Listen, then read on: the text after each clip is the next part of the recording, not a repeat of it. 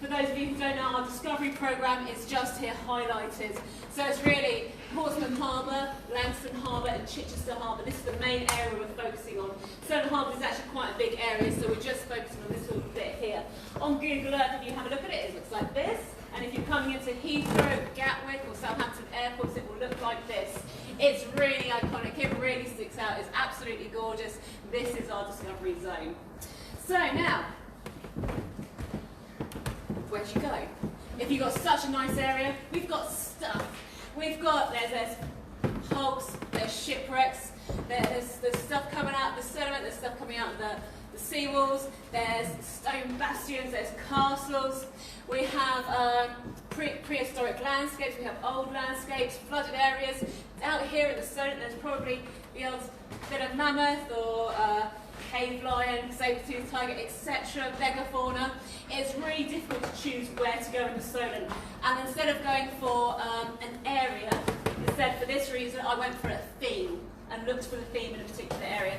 So for year one, my theme was 20th century conflict, and in particular Second World War. This is partly because we had for 2019 the 75th commemorations of D-Day and D-Day landings. So I thought it was most appropriate. Normally with archaeology, you hear often, oh, I wish I could speak to someone at the time, or I wish I could speak to people who lived in that time, in that area, in that Pacific region. But with Solent Harbours and 75th commemorations, we are still just within living memory. So it's great to take the opportunity whilst we could. Now, for D-Day, normally it evokes scenes like this. So we're talking about Normandy and what happens on the beaches on the other side, not really on the British side. You also get in popular culture, like the best 15 minutes of Saving Private Ryan, just that first bit. That's the bit that everybody loves. And that's the scene that fits in society and culture and everybody's memory, is the D-Day landings themselves.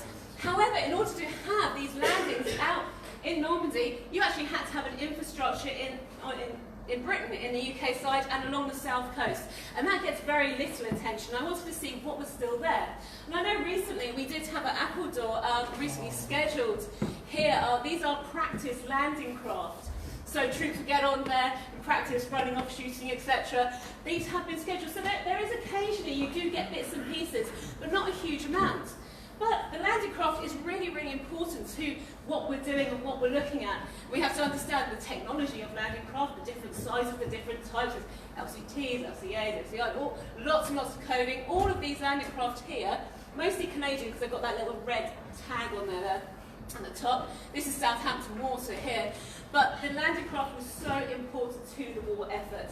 It was convenient, it was great loader, and after the failings of the Dieppe raid in 1942, Churchill couldn't afford another failure. He needed a mass onslaught, a mass assault. And for that, the landing craft was absolutely perfect. You load up a ton of stuff, whether it's armaments, whether it's men, whether it's tanks and so on, vehicles, and they just dump it on the other side and then go and get some more. It was a great invention, but the problem is we didn't really have the infrastructure on the British side to do the loading. The offloading was fine, but the loading was a problem. As you can see, these men here pondering, how do you load a boat like a landing craft from the average British harbour? It doesn't really work. It's very, very difficult with those bow doors. And so this problem was looked at, it was considered, and actually what was needed, and during 1942-1943, a section of 73 and then later 78 D-Day embarkation hards were built. All on the south coast. They did go further, and they did go as far as Scotland. But 73 and then eventually 78 D-Day landing embarkation hards all the way around. And I wanted to look at our area, in the Solent area, to see what we had. And yes, we did have some. So CITiZAN 1 went and investigated the D-Day embarkation hard over at Leap. And for CITiZAN 2, I decided to take it over to this side for my project and for Solent Harbours. So this code name was Q1 and Q2 embarkation hards. The code names for these ones were G1, G2, G3, G4, GF and GH. All of these D-Day landing embarkation hards were in full use. And they are very useful. It's great, so you've got your landing craft, you can load it up, but we have a problem. We have a lot of shingle beaches Over in Normandy, I don't know if you've been to the beaches at Normandy, they're really hard. You can just cycle your bike along it. It doesn't take too much effort. Whereas here we've got a lot more unstable beaches. And with our unstable beaches, you have to get something to stabilise the beaches. The invention for this was the chocolate block. As you can see, the men here in this old Imperial War Museum's footage, they're just putting chocolate blocks in place. Now, chocolate blocks are a series of concrete blocks. Originally, this is chocolate block Mark I. When they first started looking at the problem, trying to solve the issue, you had a very, very flexible chocolate block with lots of wires going in and out connecting each block itself. This made a very, very flexible surface that hopefully worked with the beach and also worked with the tanks. Fortunately, it was actually too good and it flexed far too much. This was too much, it didn't really work. So they went back to the drawing board and the Royal Engineers came up with the Mark IIB chocolate block. The Mark IIB chocolate block looked like this, much harder. Now, the chocolate block had grids going in one direction and grids going in the other. This was actually on purpose, this is very specific. The grids going in one direction gave grip to and traction to the vehicles loading onto ships. The grids going, the valleys going in the other direction helped the tide and the water come in and out and not disturb the block itself. So these are the chocolate blocks.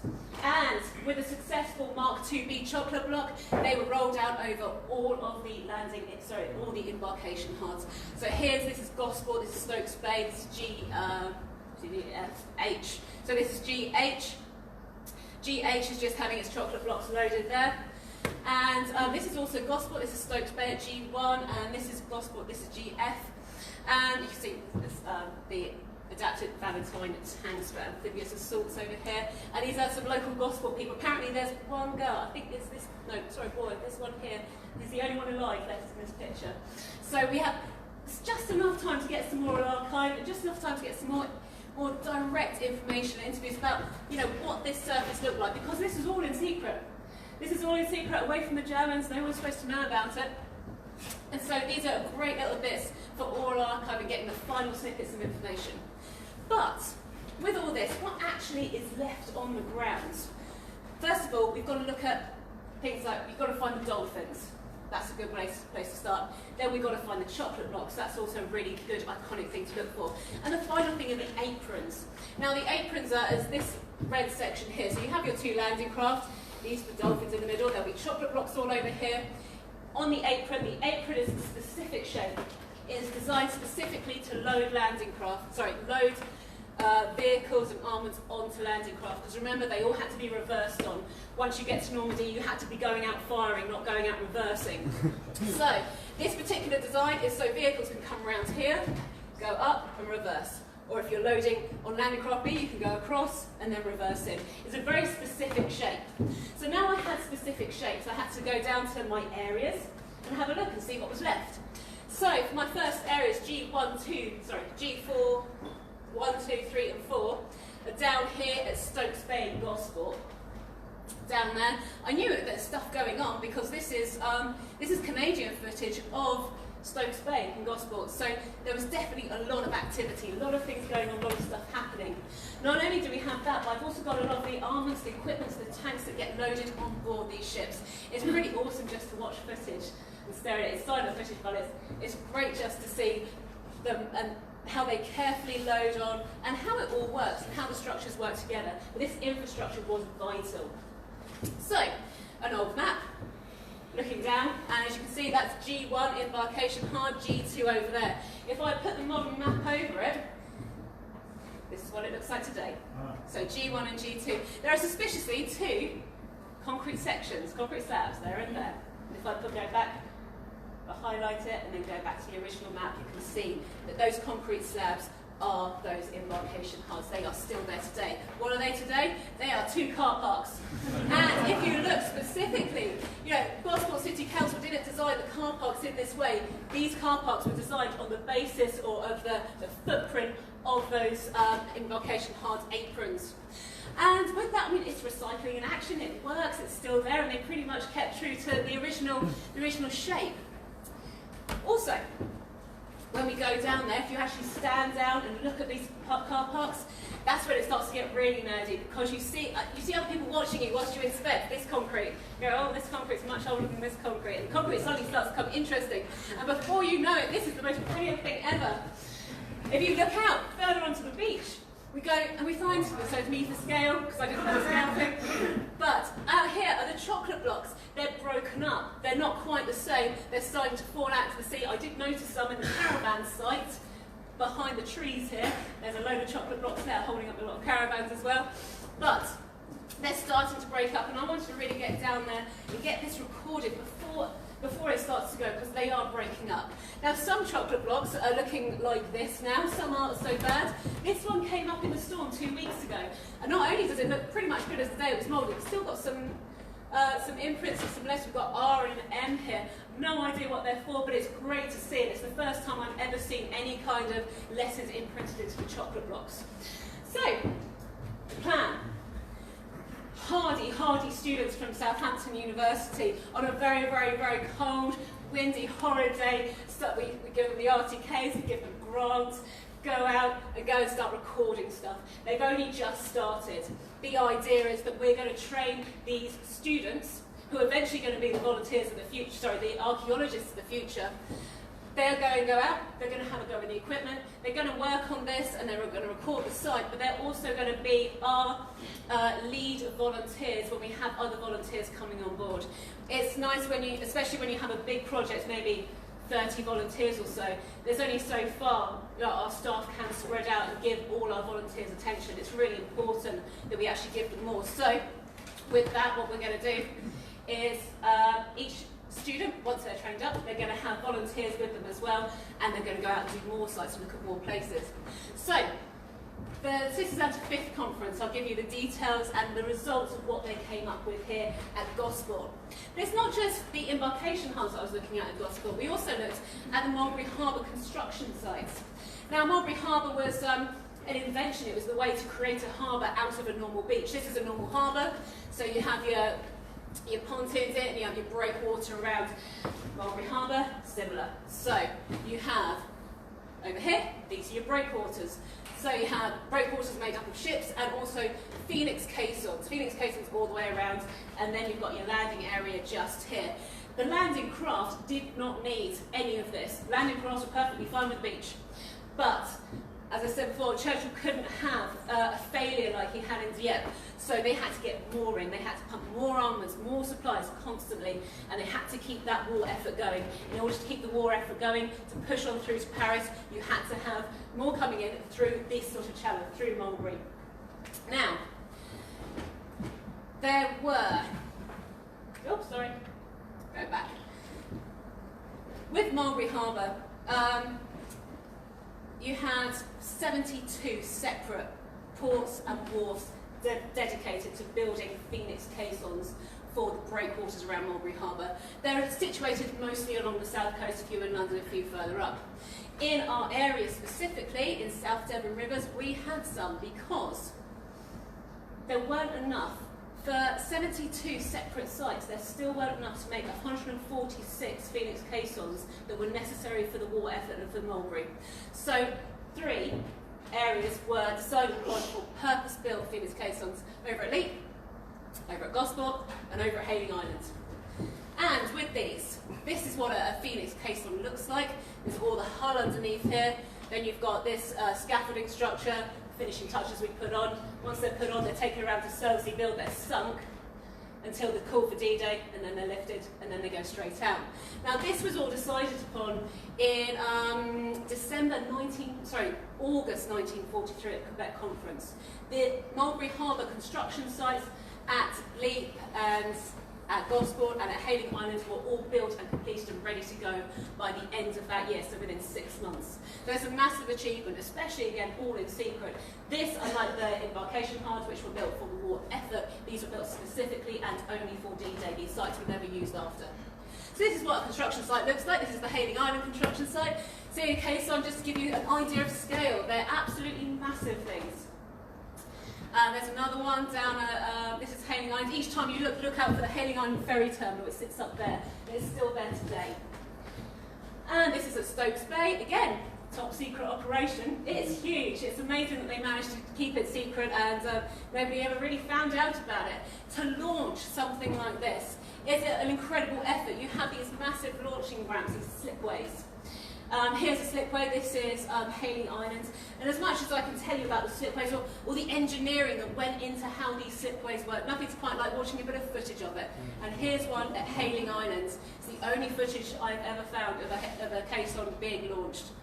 But it's in my discovery zone, which was excellent. You can actually even follow these. Each individual caisson had its own number. So we've got the ones for Stokes Bay here, we're East India docks, we've got all the way through the country.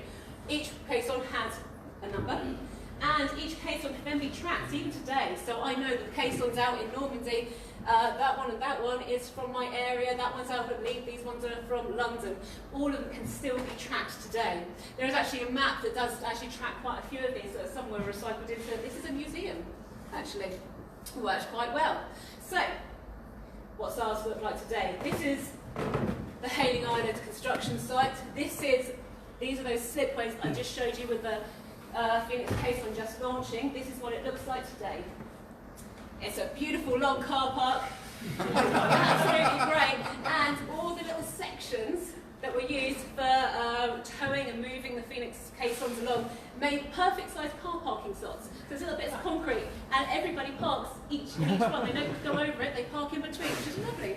We can just about see the slipway just here still. Got a bit of accretion, so it's being covered up, and there's the Hayling Island ferry terminal there. On the ground, this is what it looks like. Big lumps of concrete. Most people go, oh, big lump of concrete, but what is great is bringing it to life, really understanding what it did, the awesome power of what was going on here, and how it helps with the war effort that doesn't get the credit that it should do for the English side, for the south side. These are, again, we have Hardy, Southampton University students who will be our lead volunteers for other sites. They're going out to site, they're recording, and they're looking at the features. We're also looking at the accretion as going over some of these slipways. Sport Cumberland's just out of sight here, but that's our office, so we don't have to go far for this one, which is lovely. We have platforms here. Never again can I look at another piece of concrete and go and just glaze over it. This is World War II concrete. Look at it, it's slabs, it's bloody uneven. Whereas maybe we just wander over it. I now have my eye in for this. I don't know whether I like myself or hate myself, but it's interesting. And as I said, the gold be right here where these archaeologists stand.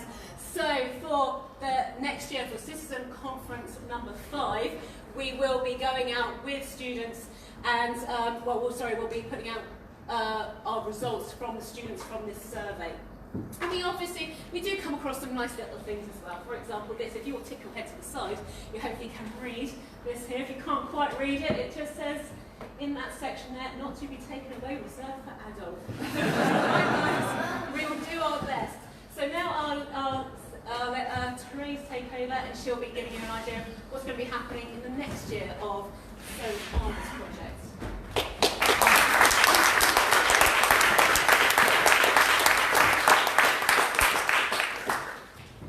Thank you. Hi again. So we have an exciting plan for the year ahead, and I'm just going to talk you through the principal kind of projects that we'll be looking at, as well as all of the other bits and pieces that we're doing. So we're here again in Portsmouth Harbour. And the section that you see circled is currently plans are for development of a super peninsula, which is currently in this process of a series of consultations, but the plan is that work will start in 2023, and the idea is that they will develop a marine employment centre, and as well as 4,000 houses, which is quite remarkable. So the site that we're interested in is just along here. And what that holds are some D-Day landing craft tank and slipways, which I'll talk about later. It's quite an interesting area, not least because this isn't the first time that it has been reclaimed. And so up until 1855, it was actually 2 islands, which you can see Little Horsey and Greater Horsey here. And in 1855, it was taken over by the Admiralty, who developed, they infilled the midsection here from chalk from Portsmouth Hill to make this torpedo testing launcher, which was in use up until World War I. sorry, I should also say that it's got the islands right from the Roman period were used for agricultural purposes, and the belief is that there was a wadeway, which you can just see a little bit of here, extending from Little Horsey Island over to Portsmouth Castle. We would like to also concentrate work on there, but when you see this kind of scale of the site, you'll see that it's a rather large area. So here are our slipways. They are 5 groups of 9 concrete slipways. And you can see there are a couple of humped vessels here. This is the M275 coming out of Portsmouth, so when you're driving along the motorway, they're very, very obvious. They jump right out at you. And interestingly, they had never been recorded before, and up until just a couple of months ago, they hadn't appeared on the Historical Environment Record, despite the fact that they are very, very well preserved and some of the largest examples that we have. There are also examples in the River Dart, so in the Grants area, which I think he has also plans to look at. So when we talk about landing craft tanks, Caroline has, I find myself never previously been interested in these types of things, and now I'm Googling the difference between Mark IV and Mark VI. But just to, they were the kind of workhorses of the war in many ways, and often it's easy to forget the work that they did, but also the damage that they sustained. And this looks like 2 vessels to me, but it is actually 1 vessel, and you can see the close-up of the damage that it took. So what would happen, it would go over to France, engage in whatever activity, and when it sustained damage, it would be brought back, repaired as quickly and as cheaply as possible, and then brought back out again. This is my absolute favourite photo because it's really easy, you can see the slipways, but it's quite easy, surprisingly, to miss the giant landing craft, and here we see 3 hauled up to repair. So these are broadside ones, so the landing craft would be brought up on this broadside, floated up high tide, repaired, and then released again. And there are a series of winch mechanisms at the back. And here you can see a view of Portstand Hill, in the background, and these Marconi wireless masts. I should say that these were all constructed in 1943 and then not used again after the war. This isn't the Solent examples, but these are just to illustrate kind of what the winches look like, and you'll see get these huge concrete blocks, so they're really, really massive. And here's another close-up. This is our example, and you can see all of the debris here is just bomb rubble, so the place was really heavily blasted. But again, you can get the idea of scale from the size of people. When we're thinking about the scale, it's really difficult to illustrate because it is absolutely huge. So here we see a closer image of the site, and we also have still 3 of what were 4 dolphins or mooring points out in the water. This is an image just looking across towards Portsmouth Castle, and again, just to give you an idea of the scale. They're huge, and you can see a dolphin here in the background. A few more views. These are really nice examples because we have very rarely, we have the wooden slips on top are preserved, but we have some quite fine ones here that you can see they're in various states of disrepair. And for those concrete nerds, a nice little close-up showing shuttering marks. So we have a big task, and again, you can see the site extends. It's just under half a kilometre, so it's a big task to record. We're working in collaboration with Portsmouth City Council, who were very, very keen to understand the site further, so we're delighted with that collaboration. And our programme of work is, Caroline will be talking, giving a nice lecture on LCTs in general and D-Day at the D-Day story in Portsmouth on the 21st of March. And then we hope to recruit up to 50 volunteers for an entire week of work, so it'll be quite intensive. And the rest of the CITiZAN team will come, hopefully, and join us. The second site that we're going to look at is here at Fort Lake, so just down from across the way from Solent Harbour. And this is it's a really, really beautiful site for anyone who likes shipwrecks and barges, and it's packed to the gills of all sorts of interesting vessels.